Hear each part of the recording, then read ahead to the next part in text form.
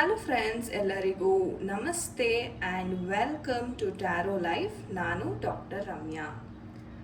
So guys, ಇವತ್ತಿನ ಒಂದು ವಿಡಿಯೋದಲ್ಲಿ ಮೇಯ್ನಾಗಿ ನಿಮ್ಮ ಒಂದು ವ್ಯಕ್ತಿಯ ಕರೆಂಟ್ ಫೀಲಿಂಗ್ಸ್ ಬಗ್ಗೆ ನಾನು ಇಂದಿನ ಟ್ಯಾರೋ ರೀಡಿಂಗ್ ಮಾಡ್ತಾ ಇದ್ದೀನಿ. ಸೊ ಅವರಿಂದ ಕಾಲ್ ಬರುತ್ತಾ? ಯಾರೆಲ್ಲ ನಿಮ್ಮ ಒಂದು ಪರ್ಸನ್ ಕಡೆಯಿಂದ ಕಾಲ್ಗೋಸ್ಕರ ಅಪೇಕ್ಷೆಯಲ್ಲಿದ್ದೀರಾ? ಕಾಲ್ ಮಾಡ್ಬೋದು, ಮೆಸೇಜ್ ಮಾಡ್ಬೋದು ಅವರು ಅನ್ನೋ ಒಂದು ತುಂಬ ಕುತೂಹಲದಿಂದ ಯಾರೆಲ್ಲ ವೆಯ್ಟ್ ಮಾಡ್ತಾ ಇದ್ದೀರಾ, ಎಸ್ಪೆಷಲಿ ನಿಮಗೆ ಈ ಒಂದು ವಿಡಿಯೋ ತುಂಬಾ ಅನ್ವಯಿಸುತ್ತೆ ಅಂತ ಹೇಳ್ತೀನಿ. ಸೊ ಯಾರೆಲ್ಲ ನೋ ಕಾಂಟ್ಯಾಕ್ಟ್ ಝೋನಲ್ಲಿ ಇದ್ದು ನಿಮ್ಮ ಒಂದು ಪರ್ಸನ್ಗೋಸ್ಕರ ಯಾರೆಲ್ಲ ವೆಯ್ಟ್ ಮಾಡ್ತಾ ಇದ್ದೀರಾ, ಖಂಡಿತ ಈ ವಿಡಿಯೋವನ್ನು ಕೊನೆ ತನಕ ಸ್ಕಿಪ್ ಮಾಡದೆ ನೋಡಿ. ನಿಮಗೆ ಯಾವ ಒಂದು ಇನ್ಫಾರ್ಮೇಷನ್ ಯೂನಿವರ್ಸ್ ಕಡೆಯಿಂದ ನಿಮಗೆ ತಲುಪಬೇಕು, ಆ ಒಂದು ಇನ್ಫಾರ್ಮೇಷನ್ ಖಂಡಿತವಾಗಿಯೂ ತಲುಪುತ್ತೆ ಅಂತ ಹೇಳ್ತಾ ಇವತ್ತಿನ ಒಂದು ಟ್ಯಾರೋ ರೀಡಿಂಗ್ ಸೆಷನ್ನ ನಾವು ಶುರು ಮಾಡೋಣ. ಆ್ಯಂಡ್ ಅದಕ್ಕೂ ಮುಂಚೆ ಯಾರೆಲ್ಲ ನಿಜವಾಗ್ಲೂ ತುಂಬ ಪಾಸಿಟಿವ್ ರೆಸ್ಪಾನ್ಸ್ ಬರ್ತಾ ಇದೆ, ನನಗೆ ಪಾಸಿಟಿವ್ ಆಗಿ ಕಮೆಂಟ್ಸ್ ಮಾಡ್ತಾ ಇದ್ದೀರಾ, ಪ್ರತಿಯೊಬ್ಬರು ಏಂಜಲ್ಸ್ಗಾಗಿರ್ಬೋದು, ಯೂನಿವರ್ಸ್ಗಾಗಿರ್ಬೋದು ತುಂಬಾ ಗ್ರ್ಯಾಟಿಟ್ಯೂಡನ್ನು ಹೇಳ್ತಾ ಇದ್ದೀರಾ. ಸೊ ನನ್ನ ಕಡೆಯಿಂದ ತುಂಬ ಥ್ಯಾಂಕ್ ಯು. ಓಕೆ, ಸೊ ನೀವು ಕಮೆಂಟ್ ಮಾಡೋದ್ರಿಂದ ಆ ಒಂದು ಕ್ಷಣಕ್ಕೆ ನಿಮಗೆ ಅಟ್ಲೀಸ್ಟ್ ಒಂದು ಗ್ರ್ಯಾಟಿಟ್ಯೂಡನ್ನು ನೀವೇನು ತಿಳಿಸ್ತಾ ಇದ್ದೀರಾ ಕಮೆಂಟ್ಸ್ ಮುಖಾಂತರ, ಅದು ಸಹ ನಿಮ್ಮ ಜೀವನದಲ್ಲಿ ಒಳ್ಳೆ ರೀತಿಯಲ್ಲಿ ಖಂಡಿತ ಮ್ಯಾನಿಫೆಸ್ಟ್ ಆಗುತ್ತೆ. ಭರವಸೆಯನ್ನು ಕಳ್ಕೊಬೇಡಿ.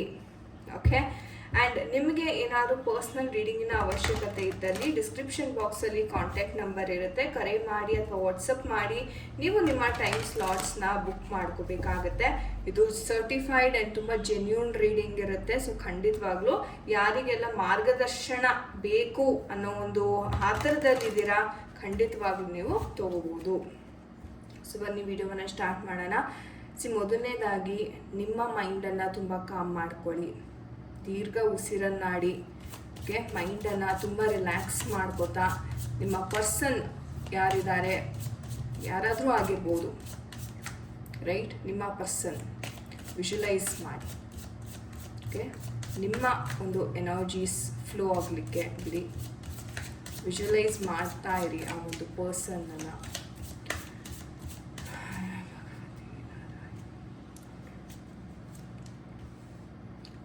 ಗೈಸ್, ನೋಡಿದ್ರೆ ಸೋಲ್ಮೇಟ್ ಕಾರ್ಡೇ ಫಸ್ಟ್ ಬಂದಿದೆ.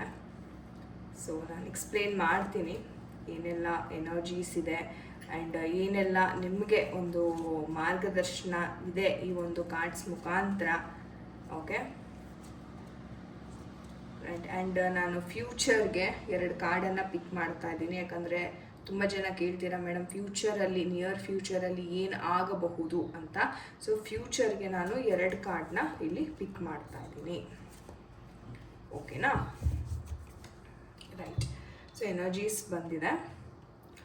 ಗೈಸ್, ಈ ಒಂದು ಎನರ್ಜೀಸ್ನ ನೋಡೋದಾದರೆ ತುಂಬ ಒಳ್ಳೆ ಬಾಂಡಿಂಗ್ ಇರ್ತಕ್ಕಂಥ ನಿಮ್ಮ ಒಂದು ಪರ್ಸನ್, ಒಳ್ಳೆ ಎಮೋಷನ್ಸ್. ಒಂದು ರೀತಿ ಹೇಳಬೇಕಂದ್ರೆ ದೇವರೇ ನಿಮಗೆ ಈ ಒಂದು ಪರ್ಸನ್ನ ನಿಮ್ಮ ಲೈಫಲ್ಲಿ ಕಳಿಸ್ಕೊಟ್ಟಿದ್ದಾರೆ ಅನ್ನೋ ರೀತಿಯ ಒಂದು ಭಾವನೆಯನ್ನು ನೀವು ವ್ಯಕ್ತಪಡಿಸ್ತಾ ಇದ್ರಿ. ಹಾಗೆ ನಿಮ್ಮ ಪರ್ಸನ್ ಕೂಡ ತುಂಬಾ ವ್ಯಕ್ತಪಡಿಸ್ತಾ ಇದ್ರು.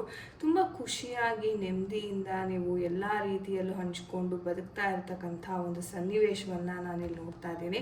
ಸೊ ನಿಮ್ಮ ಪರ್ಸನ್ ಮತ್ತೆ ಕಾಲ್ ಬ್ಯಾಕ್ ಮಾಡ್ತಾರಾ? ಈಗ ಆಲ್ರೆಡಿ ನಾನು ನೋಡಿರೋ ಹಾಗೆ ಆಲ್ಮೋಸ್ಟ್ ಎಲ್ಲ ಡೆಡ್ ಎಂಡ್ಗೆ ಬಂದು ನಿಂತಿದೆ. ಇನ್ನೇನು ಅವ್ರು ಕಾಲೇ ಮಾಡಲ್ವೇನೋ, ಇನ್ನೇನು ನಮ್ಮ ಸಂಬಂಧ ಮುಗ್ದೇ ಹೋಯ್ತೇನೋ. ಆ್ಯಂಡ್ ಎಷ್ಟೋ ಜನಕ್ಕೆ ಅವರು ಬ್ಲಾಕ್ ಸಹ ಮಾಡಿದ್ದಾರೆ. ಓಕೆ, ನಿಮ್ಮ ನಂಬರ್ ಬ್ಲಾಕ್ ಮಾಡೋದಾಗಿರ್ಬೋದು ಅಥವಾ ನಿಮಗೆ ಸೋಷಿಯಲ್ ಮೀಡಿಯಾಗಳಿಂದ ಬ್ಲಾಕ್ ಮಾಡಿರೋದಾಗಿರ್ಬೋದು. ಈ ಥರ ತುಂಬ ಸನ್ನಿವೇಶಗಳು, ಅಂದರೆ ಎಮೋಷ್ನಲಿ ನಿಮ್ಮ ಪರ್ಸನ್ ಅವೈಲಬಲ್ ಇಲ್ಲ. ಸೊ ಆ ಎನರ್ಜೀಸ್ ಬರ್ತಾ ಇದೆ. ಆ್ಯಂಡ್ ಇನ್ನೊಂದೇನಪ್ಪ ಅಂತಂದರೆ, ನಾನು ಹೇಳಿದೆ ಪ್ರೀತಿ ಇದೆ ಅಂತ ಅಲ್ವಾ, ಟ್ವಿನ್ ಫ್ಲೇಮ್ ಎನರ್ಜಿ ಬಂದಿರೋದ್ರೆ ಪ್ರೀತಿ ಇದೆ. ಆದರೆ ಆ ಪ್ರೀತಿಯನ್ನು ಅವರು ಯಾವುದೇ ಕಾರಣಕ್ಕೂ ವ್ಯಕ್ತಪಡಿಸೋದಕ್ಕಾಗ್ತಿಲ್ಲ. ಆ್ಯಂಡ್ ಹಾರ್ಟ್ ಚಕ್ರ ಬ್ಲಾಕೇಜಸ್ ಅಂತ ಬರ್ತಿದೆ. ಓಕೆ, ಅಂದರೆ ಇಲ್ಲಿ ಏನಾಗುತ್ತೆ, ಹಾರ್ಟ್ ಚಕ್ರ ಬ್ಲಾಕ್ ಆದಾಗ ಏನೋ ಒಂದು ಹೇಳಬೇಕು, ಮನಸ್ಸಲ್ಲಿರೋ ಮಾತನ್ನ ನೇರವಾಗಿ ಹೇಳಬೇಕು ಅಂತ ತುಂಬ ಎಷ್ಟೇ ಪ್ರಯತ್ನ ಪಟ್ಟರೂ ಅದು ಆಗ್ತಾ ಇರೋದಿಲ್ಲ.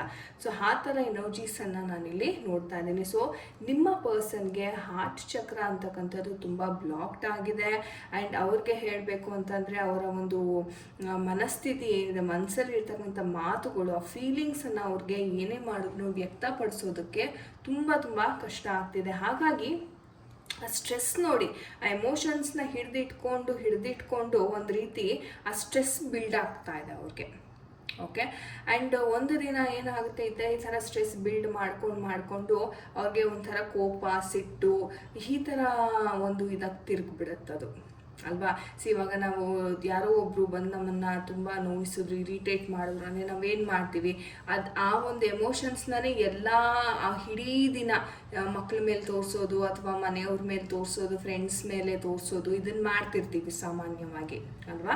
ಸೊ ಅದೇ ಥರ ಈ ಒಂದು ಎಮೋಷನ್ಸ್ನ ಅವರು ಜಾಸ್ತಿ ದಿನ ಹಿಡಿದಿಟ್ಕೊಳ್ಳೋಕ್ಕಾಗಲ್ಲ. ಒಂದು ವೇಳೆ ಹಿಡಿದಿಟ್ಕೊಂಡ್ರೆ ಅದು ಯಾವುದೋ ಒಂದು ರೂಪದಲ್ಲಿ ಖಂಡಿತವಾಗ್ಲೂ ಹೊರಗಡೆ ಬಂದೇ ಬರುತ್ತೆ.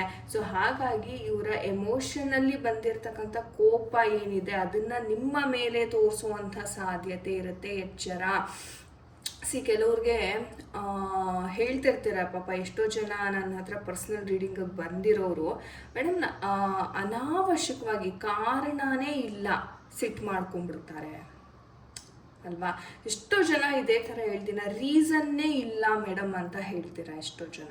ಯಾಕೆ ಅಂತಂದರೆ ಒಂದು ಹೇಳ್ತೀನಿ, ಅವ್ರಿಗೆ ಮನಸ್ಸಲ್ಲಿ ಹಲವಾರು ಯೋಚನೆಗಳು. ಒಂದಂತೂ ಗ್ಯಾರಂಟಿ ನಾನು ಹೇಳಬಲ್ಲೆ, ಯಾವುದೇ ವ್ಯಕ್ತಿ ಆಗಲಿ ತನ್ನ ಮನಸ್ಸಿನ ಭಾವನೆಯನ್ನು 100% ಯಾರ ಜೊತೆನೂ ಹಂಚ್ಕೊಳ್ಳಲ್ಲ. ಆ ವ್ಯಕ್ತಿ ಎಷ್ಟೇ ಕ್ಲೋಸ್ ಆಗಿರಲಿ ಅಥವಾ ನೀವು ಎಷ್ಟೇ ಕ್ಲೋಸ್ ಆಗಿರಲಿ ಆ ವ್ಯಕ್ತಿಗೆ, ಅವ್ರ ಮನಸ್ಸಿನ ಭಾವನೆನ ಮೇ ಬಿ ಒಂದು 80%ವರೆಗೂ ಹೋಗ್ಬೋದು. ಆದರೆ 100%, 20% ಅವ್ರು ಮುಚ್ಚಿಟ್ಕೊಂಡಿರ್ತಾರೆ ಮನಸ್ಸಲ್ಲಿ. ಅದೇನು ಎತ್ತ ಅಂತ ಅವ್ರಿಗೆ ಮಾತ್ರ ಗೊತ್ತು, ಯಾಕಂದರೆ ಅವ್ರು ಅದನ್ನು ಯಾರ ಬಳಿನೂ ಶೇರ್ ಮಾಡ್ಕೊಂಡಿರಲ್ಲ. ಸೊ ಇದು ಪರಿಸ್ಥಿತಿ. ಆಗೇನು ಅನ್ಸುತ್ತೆ, ನಮ್ಗೆ ಎಲ್ಲನೂ ಚೆನ್ನಾಗೇ ಇತ್ತಲ್ಲ, ಎಲ್ಲನೂ ಟ್ರಾನ್ಸ್ಪರೆಂಟಾಗಿ ಎಲ್ಲ ಹಂಚ್ಕೋತಾ ಇದ್ರಲ್ಲ, ಆದ್ರೂ ನನ್ನ ಕಡೆಯಿಂದ ಏನಾದ್ರು ತಪ್ಪಾಯ್ತಾ ಅಂತ ನೀವು ಆಮೇಲೆ ಯೋಚನೆ ಮಾಡೋಕ್ಕೆ ಶುರು ಮಾಡ್ತೀರಾ. ಬಟ್ ಇದಲ್ಲ, ಅವರ ಮನಸ್ಸಲ್ಲಿ ಇರ್ತಕ್ಕಂಥ ಆ ಒಂದು ನೆಗೆಟಿವ್ ಆಲೋಚನೆಗಳು ಒಂದಲ್ಲ ಒಂದು ದಿನ ಹೊರಗಡೆ ಬಂದೇ ಬರುತ್ತೆ. ಬಂದಾಗ ಅವರ ಒಂದು ಬಿಹೇವಿಯರ್ ಏನಿದೆ ನೋಡಿ, ತುಂಬ ವಿಕೃತವಾಗಿರುತ್ತೆ. ನಿಮ್ಗೆ ಅನಿಸುತ್ತೆ, ಅಯ್ಯೋ ಇದೇ ಪರ್ಸನ್ನ ನಾನು ಎಷ್ಟೋ ವರ್ಷಗಳ ಹಿಂದೆ ಪ್ರೀತಿ ಮಾಡಿದ್ದು, ಅಥವಾ ಇದೇ ಪರ್ಸನ್ನ ಈ ಥರ ನಡ್ಕೋತಾ ಇರೋದು ಅಂತ ನಿಮಗೆ ಅಜಗಜಾಂತರ ವ್ಯತ್ಯಾಸವನ್ನು ನೀವು ನೋಡ್ಲಿಕ್ಕೆ ಸ್ಟಾರ್ಟ್ ಮಾಡ್ತೀರಾ. ಹೌದಾ ಪಾಪ, ಎಷ್ಟೋ ಜನ ಹೇಳ್ತೀರಾ, ಮೇಡಮ್ ಈ ವ್ಯಕ್ತಿ ಹೀಗಿರಲಿಲ್ಲ, ನಾನು ಮುಂಚೆ ನೋಡಿದ ವ್ಯಕ್ತಿಗೂ ಇವಾಗ ನಾನು ಏನು ನೋಡ್ತಾ ಇದ್ದೀನಿ ಒಂದು ಕಂಪ್ಲೀಟ್ ಹೊಸ ವ್ಯಕ್ತಿನೇ ಇವರು, ಅದಕ್ಕೂ ಇದಕ್ಕೂ ಒಂದು ಚೂರೂ ಹೊಂದಾಣಿಕೆ ಇಲ್ಲ ಅಂತ ಎಷ್ಟೋ ಜನ ಹೇಳ್ತಿರ್ತೀರ ಅಲ್ವಾ. ಸೊ ಏನಾಗುತ್ತೆ ಇಲ್ಲಿ, ಆ ಒಂದು ಎಮೋಷನ್ಸು, ಆ ಕೋಪ ತಾಪಗಳು ತುಂಬಿ ಅವ್ರಿಗೆ ಆ ಥರ ಒಂದು ಇರಿಟೇಷನ್ ಸ್ಟಾರ್ಟ್ ಆಗಿರುತ್ತೆ. ಇಲ್ಲಿ ತಪ್ಪು ಯಾರ್ದು? ನಿಮ್ದಲ್ಲ, ಅವರ ಮನಸ್ಸಲ್ಲಿ ಇರ್ತಕ್ಕಂಥ ವಿಕೃತ ಭಾವನೆಗಳು. ನಾವು ಹೇಳ್ತೀವಲ್ಲ, ಕೋಪ ಅಂದ್ರೆ ಏನೋ ಒಂದು ಅಗ್ರೆಸಿವ್ನೆಸ್, ಏನೋ ಒಂದು ಬೈಯೋದು ಅಥವಾ ಅನಾವಶ್ಯಕವಾಗಿ ನಿಮ್ಮ ಮೇಲೆ ರೇಗಾಡೋದು. ಸೊ ಇದೆಲ್ಲ ಯಾವಾಗ ಬರುತ್ತೆ ಅಂತಂದರೆ ಹಿಡನ್ ಎಮೋಷನ್ಸ್ ಇದ್ದಾಗ. ಪ್ರೀತಿ ಏನೋ ಇದೆ, ಓಕೆ, ಬಟ್ ಅದರ ಜೊತೆಯಲ್ಲೇ ಕೆಲವೊಂದು ನಕಾರಾತ್ಮಕ ಆಲೋಚನೆ ಸಹ ಎಲ್ಲರಿಗೂ ಇರುತ್ತೆ ಗೈಸ್. ಯಾರು 100% ಪ್ರೀತಿ ಮಾಡೋದಕ್ಕಾಗಲ್ಲ, ಇದನ್ನು ಬರೆದಿಟ್ಕೊಳ್ಳಿ. ಓಕೆ, ಎಂತಹ ಒಳ್ಳೆ ವ್ಯಕ್ತಿ ಆಗಿದ್ರು ಯಾರೂ ಅವ್ರು 100% ಎಫರ್ಟ್ಸ್ ಹಾಕಲ್ಲ. ಮೇ ಬಿ ಹಬ್ಬನೇ ಒಂದು 80%ವರೆಗೂ ಪುಷ್ ಮಾಡಬಹುದು. ಬಟ್ ಆದ್ರೂ ಆ 20% ನಕಾರಾತ್ಮಕತೆ ಏನಿದೆ ಅದನ್ನು ಅವ್ರ ಮನಸ್ಸಲ್ಲೇ ಹಿಡಿದಿಟ್ಕೋತಾರೆ. ಯಾವಾಗ ಅದು ಜಾಸ್ತಿ ಆಗುತ್ತೆ, ನಿಮ್ಮನ್ನು ಬ್ಲಾಕ್ ಮಾಡೋದು, ನಿಮ್ಮನ್ನು ಅವಾಯ್ಡ್ ಮಾಡೋದು, ಸರಿಯಾದ ಸಮಯಕ್ಕೆ ನಿಮಗೆ ರಿಪ್ಲೈ ಮಾಡದೇ ಇರೋದು, ನೀವೇನೋ ಅರ್ಜೆಂಟ್ ಹೇಳ್ಕೋಬೇಕು ಅಂತ ಇರ್ತೀರ, ಆದರೆ ಅವರು ಸಿಗಲ್ಲ. ಇದೇ ಕಾರಣಕ್ಕೆ ಅದು ಆಗೋದು. ಆ್ಯಂಡ್ ಸದ್ಯಕ್ಕೆ ನೋಡೋದಾದರೆ ನಿಮ್ಮ ಪರ್ಸನ್ ಯಾರಿದ್ದಾರೆ ಕೂತ್ಕೊಂಡು ಯೋಚನೆ ಮಾಡ್ತಿದ್ದಾರೆ. ಇನ್ನೂ ಹೇಳಬೇಕು ಅಂದರೆ ಅವ್ರಿಗೆ ಇನ್ನೂ ಒಳ್ಳೆ ಟೈಮ್ ಶುರು ಆಗಬೇಕು. ಓಕೆ, ಇನ್ನೂ ಆ ಒಂದು ಕಾಲಾವಕಾಶಕ್ಕೆ ಇನ್ನೂ ಟೈಮ್ ಇದೆ. ಓಕೆ, ಒಮ್ಮೆ ಅವರು ಕುತ್ಕೊಂಡು ಯೋಚನೆ ಮಾಡ್ತಾ ಇದ್ದಾರೆ, ನಾನು ಎಲ್ಲಿ ತಪ್ಪು ಮಾಡಿದೆ, ಎಲ್ಲಿಂದ ಈ ಒಂದು ಜಗಳ ಅಂತಕ್ಕಂಥದ್ದು ಶುರು ಆಯಿತು, ಇದನ್ನು ನಾನು ಸರಿ ಬಲ್ಲೆಳ ಅನ್ನೋದು ಒಂದು ಆಲೋಚನೆ ಇವರ ಮನಸ್ಸಲ್ಲಿ ಓಡ್ತಾ ಇದೆ ಸದ್ಯಕ್ಕೆ. ಸೊ ನಾನು ಅದಕ್ಕೆ ಫ್ಯೂಚರ್ ಕಾರ್ಡ್ನ ಸಹ ತೆಗೆದೆ. ಡೆತ್ ಕಾರ್ಡ್ ಬಂದಿರೋದ್ರಿಂದ ಒಂದು ರೀತಿ ಇವರಲ್ಲಿ ಇರ್ತಕ್ಕಂಥ ನಕಾರಾತ್ಮಕ ಶಕ್ತಿ, ನಾನು ಹೇಳಿದೆ ತುಂಬ ಹಿಡಿದಿಟ್ಕೊಂಡಿದ್ದಾರೆ. ಆ ಹಿಡಿದಿಟ್ಕೊಂಡು ಏನಾಗುತ್ತೆ, ಅದೇ ದೊಡ್ಡ ಗೋಡೆ ಆಗ್ಬಿಡುತ್ತೆ ಒಂದು ದಿನ, ಹೌದಾ. ಸೊ ಆ ಗೋಡೆಯನ್ನು ಇವರು ಸಾಧಿಸಿ ಎದುರಿಸಿ ಅದರಿಂದ ಹೊರಗಡೆ ಬರಬೇಕಾಗಿದೆ. ಅವರ ಮೈಂಡಲ್ಲಿ ಇರ್ತಕ್ಕಂಥ ವಿಕೃತ್ವಗಳು, ಕೋಪ, ಈಗೋ, ಆ್ಯಟಿಟ್ಯೂಡ್ ಎಲ್ಲನೂ ಎಂಡ್ ಆಗ್ತಾ ಇದೆ ಫ್ಯೂಚರಲ್ಲಿ. ಆ್ಯಂಡ್ ಒಂದು ಒಳ್ಳೆ ಸುದ್ದಿಯನ್ನು ನೀವು ಕೇಳ್ತೀರಾ. ಸೊ ಒಂದು ಫೋನ್ ಕಾಲ್ ಅಥವಾ ಏನೋ ಒಂದು ನೀವು ವೆಯ್ಟ್ ಮಾಡ್ತಾ ಇರ್ತೀರ ನೋಡಿ, ವೆಯ್ಟ್ ಮಾಡ್ತಿರ್ತಕ್ಕಂಥದ್ದು ನಿಮಗೆ ಇಲ್ಲಿ ಸಿಗ್ತಾ ಇದೆ. ಓಕೆ, ಸೊ ನಂಬಿಕೆಯನ್ನು ಕಳ್ಕೊಬೇಡಿ. ಆ್ಯಂಡ್ ಆದಷ್ಟು ನಿಮ್ಮನ್ನ ನೀವು ಪ್ರೀತಿ ಮಾಡ್ಕೊಳ್ಳಿ. ಡಿಪೆಂಡೆನ್ಸಿ ಬೇಡ, ಅವ್ರ ಮೇಲೇ ಡಿಪೆಂಡೆಂಟ್ ಆಗಿರಬೇಡಿ.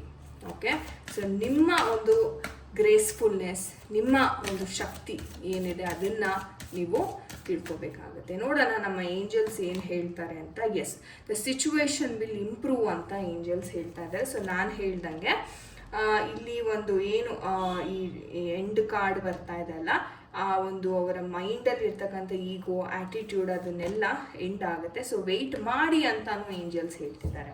ಓಕೆ, ಆ್ಯಂಡ್ ನಿಮಗೆ ಒಂದು ಅವಾಗವಾಗ ಯೂನಿವರ್ಸ್ ಕಡೆಯಿಂದ ಒಂದು ಸೈನ್ ಅಥವಾ ಈ ವ್ಯಕ್ತಿ ಕಡೆಯಿಂದ ಏನೋ ಒಂದು ರೀತಿ ಸೈನ್ ಥರ ಸಿಗುತ್ತೆ.